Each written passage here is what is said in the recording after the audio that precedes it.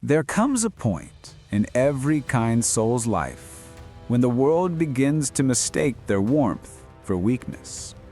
You give, you listen, you heal. But somewhere along the way, your own light starts to dim.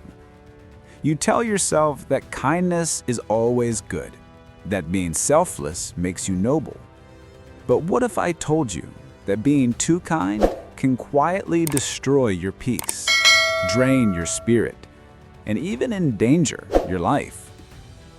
In a world that constantly asks for more, those who never learn to say no slowly disappear.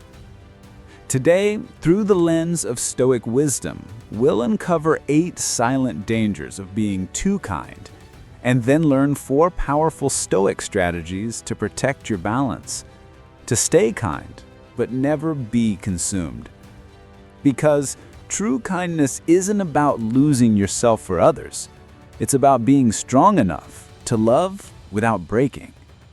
Stay until the end, not just to listen, but to remember who you are. If you're someone who gives too much, someone who carries others even when your own soul feels heavy, then this journey is for you. Subscribe, stay with me until the last word, and let's rediscover the kind of kindness that makes you powerful, not drained. Now, let's begin. Danger number 1. You expect the world to give back. The Stoics taught that expectations are the roots of suffering. Marcus Aurelius once wrote, "When you do something good and another benefits, why do you still seek a third thing, recognition or return? When your heart is kind, you give, naturally. But when kindness becomes constant, when you pour endlessly, you start to expect others to pour back into you. You start believing that because you would do the same for them, they will one day do the same for you.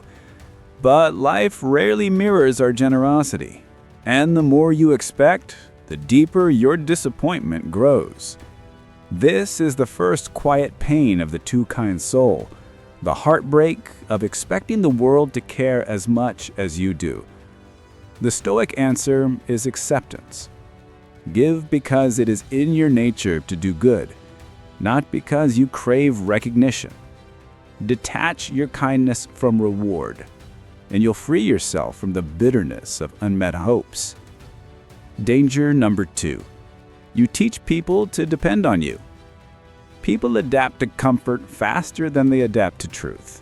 When you always say yes, you train others to see you not as a person, but as a solution, a constant source. Soon, your generosity becomes their expectation. They stop trying because you'll handle it. They stop growing because you'll fix it. And when you finally hesitate, they call you selfish, cold, or changed. But in truth, you were never the problem.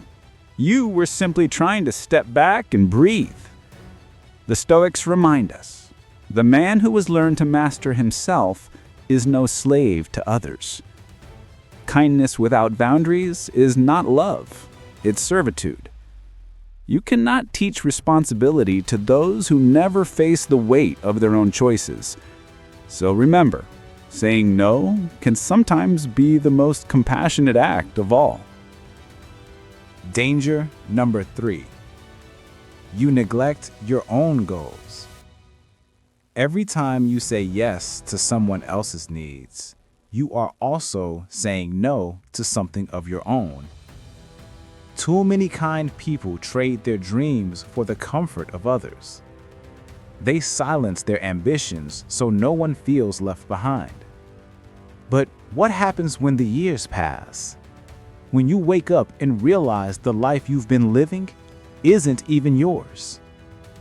Epictetus warned us, if you want to improve, be content to be thought foolish and stupid. In other words, dare to disappoint others for the sake of your own growth. The Stoic way is to live by reason, to serve without surrendering yourself. Because your purpose is sacred, and neglecting it to keep others happy is a betrayal of the potential you were born to fulfill. Danger number 4. People mistake your kindness for weakness. This is one of life's hardest lessons. The gentler you are, the easier it becomes for others to test your strength. You think your patience will earn their respect, but often it earns their manipulation. Soon, they begin to see your silence as consent, your forgiveness as weakness, your understanding as permission. But Stoicism teaches a different kind of strength, the strength that comes from discipline, not dominance. A gem cannot be polished without friction, nor a man perfected without trials. Set boundaries, speak calmly, say no, not with anger, but with certainty. That is Stoic courage, the power to stay kind and firm, unshaken by guilt or pressure. Because when you stop being afraid to disappoint others, you start earning true respect. Danger number 5. You attract the wrong people. Like energy draws like energy. And when your kindness has no limits, it becomes a beacon for takers, not givers. The exhausted empath often finds themselves surrounded by people who are drawn not to their soul, but to their softness. They come with open hands, but closed hearts. And when your light begins to fade, they vanish. The Stoics believed in harmony, that relationships should elevate both sides. But if you constantly give to those who only take, your spirit lowers to match theirs. The solution isn't to stop being kind, it's to raise your standards. Give where your energy is respected, where your effort is met with gratitude, and your presence valued, not used. Danger number 6. You lose the ability to be alone. Kind people often fill their time with service, not always because they want to help, but because they fear the silence that follows when they stop. The Stoic philosopher Seneca said, "The greatest obstacle to living is expectation, which depends on tomorrow and wastes today." If you're always running to help, you might be running from yourself. Learn to be at peace in solitude. Spend time in reflection, in quiet, in the calm awareness of who you are without anyone needing you. Because only when you're comfortable alone can you give without losing your center. Danger number 7. You begin to escape through unhealthy habits. The too kind often carry invisible exhaustion. And when kindness becomes heavy, you'll seek escape. Some drown it in work, others in distraction, and some in habits that numb the pain. The Stoics warned us of this spiral. They called it enslavement to passions. When you lose balance, you lose control. Epictetus said, "No man is free who is not master of himself." Be mindful of what comforts you. Ask yourself, am I resting or am I running? Because true healing through avoidance is not healing. It's only delay. True calm comes from boundaries, not indulgence. Danger number 8. People doubt your intentions. Here lies the strangest truth of all. When you're genuinely kind, people will question you. They'll wonder what you want. They'll assume your motives are hidden, because sincerity has become rare.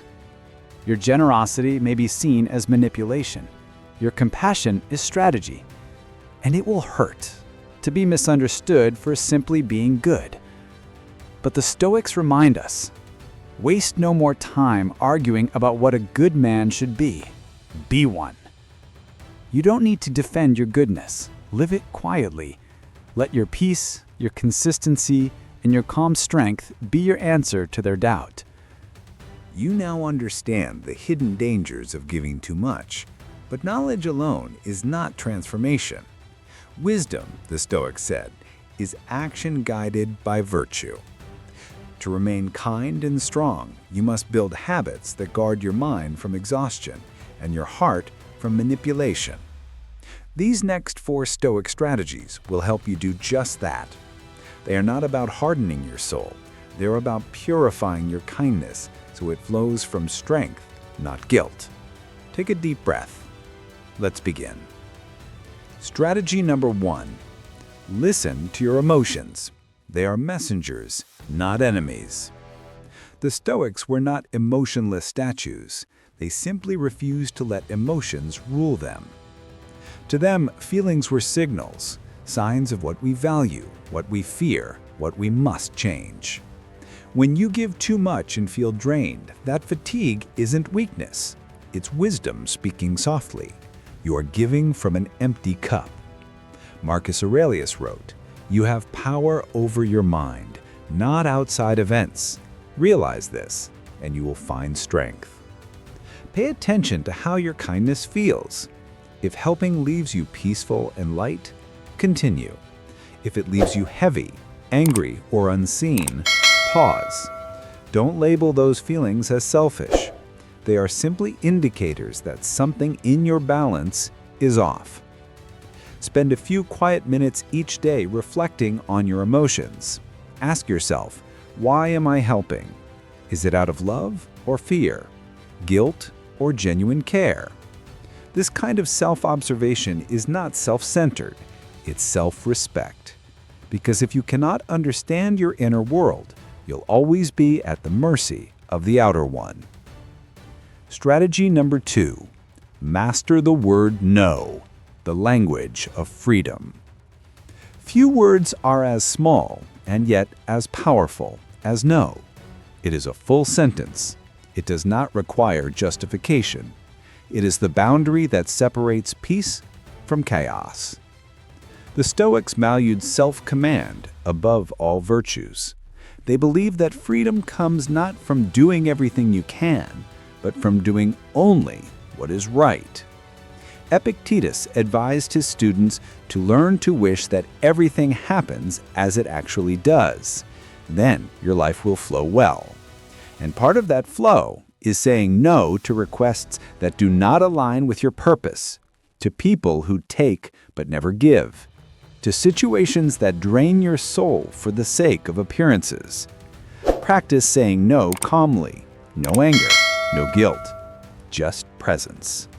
Because every time you say no to what's wrong for you, you are saying yes to what's right, your peace, your growth, your alignment. The more you practice it, the lighter your spirit becomes. And soon you'll realize true kindness does not fear rejection. Strategy number 3. Guard sacred time for yourself. In Stoic practice, solitude was not loneliness. It was strength training for the soul. Seneca often wrote his letters in silence, not to escape the world, but to understand it better. He said, "We should every night call ourselves to account. What infirmity have I mastered today? What passions opposed? What temptation resisted?" This is the art of retreat, stepping back to realign. You must build sacred hours in your life, moments that belong only to you, time for reflection, reading, or simply existing in peace. Walk without your phone. Breathe without obligation. Think without noise. This is not selfish, it's maintenance. Because if you don't schedule time for restoration, your body will schedule it for you through exhaustion. Make your self-care non-negotiable. Mark it on your calendar as seriously as a meeting. If someone asks for help during that time, decline gracefully or postpone. You are not abandoning them, you are honoring the balance that makes your kindness possible. For even the sun, though it shines every day, still sets to rest each night. Strategy number 4. Identify energy thieves and let them go. Some people enter your life like sunlight through a window. others like smoke through a crack. They drain your energy not because they are evil, but because they refuse to carry their own burdens. These are the complainers, the manipulators, the ones who take your empathy and twist it into endless pity. The Stoics would call them attachments without virtue. Epictetus warned his students to be careful of the company they kept, saying, "If you spend time with someone covered in soot, you will likely leave a little less clean." Your compassion cannot fix those who feed on their misery. They must choose to rise, and you must choose not to sink. Recognize when your presence helps and when it merely enables. Then step away without hatred. Distance is not cruelty, it's clarity. Choose relationships that are reciprocal, where kindness flows both ways. The Stoics sought sympatheia, a harmony between souls that uplift each other toward reason and virtue. Protect your energy as you would guard a flame in the wind. Share its warmth, yes, but never let anyone blow it out. We live in a world that celebrates endless giving, but rarely teaches us how to refill ourselves. We're told that kindness is the highest virtue, and it is. But even virtue, when stretched without wisdom, becomes a chain. The Stoics knew this balance well. They taught that goodness must walk in hand with reason, that compassion must be guided by discipline, and that peace is found not in pleasing everyone, but in living according to nature, calm, centered, and true. So, if you remember only one thing from this journey, let it be this: you cannot pour from an empty soul. Be kind, but not at the cost of your peace. Be generous, but not at the expense of your growth. And above all, be compassionate, not only toward others, but toward yourself. Marcus Aurelius once wrote, "The soul becomes dyed with the color of its thoughts. So dye yours with calm strength, with quiet confidence, with the gentle light of someone who knows their worth. Because true kindness is not the act of losing yourself for others. It's the art of remaining whole while loving the world." If this message resonated with you, take a moment, pause, breathe, and reflect. Ask yourself, where in my life am I giving too much? Where do I need to draw the line to protect my peace? If this reflection has brought you clarity, consider joining this community of thinkers and seekers.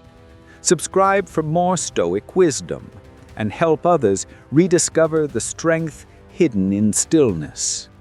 Because every time you share wisdom, you become part of someone's awakening.